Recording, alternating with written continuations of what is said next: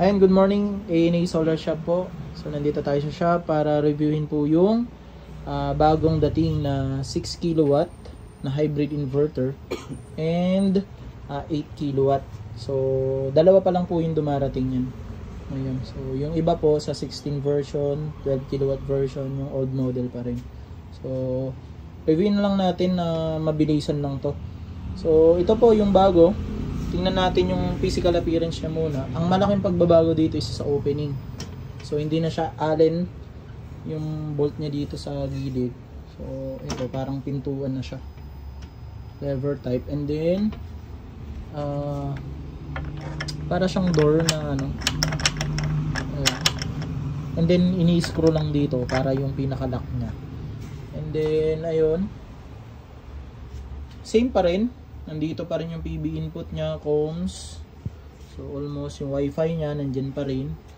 Yung PB isolator switch niya nandito, and then yung tawag dito yung on and off button niya. Pagdating sa heatsink,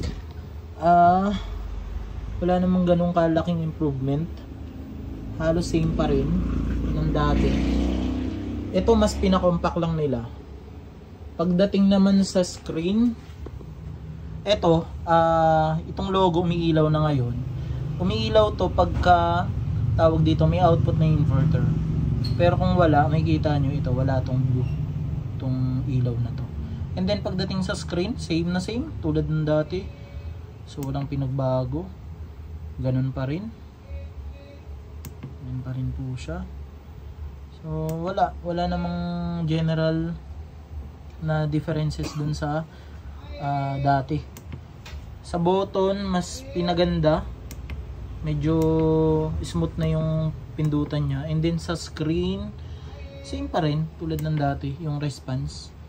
Hindi ko masyadong nakikita na may mas responsive to ngayon kaysa dun sa dati. So ayun lang, IP65 rating pa rin. Check natin kung ayan tama, IP65. Pagdating dun sa spec same pa rin. Ito 18 DC, and then max PBISC 27 pa rin, and then yung max peak output 2 times at 105 seconds.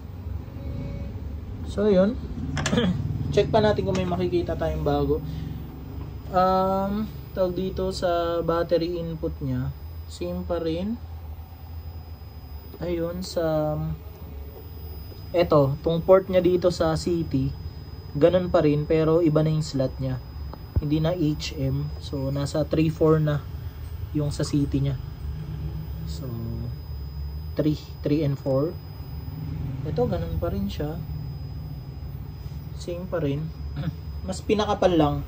Hindi katulad dati na medyo manipis. Medyo mahirap ka ngayon mag-input ng mga wire. Ngayon mas maganda. So, ayun. Yun lang. Ito, shielded naman yung gilid para di pasukin ng tubig. And the rest, okay na okay siya. Nagko-communicate din sa LB Topson. Ayan po. 3.9 na min ngayon. So, 200 LB Topson. Ayan po. Working lahat.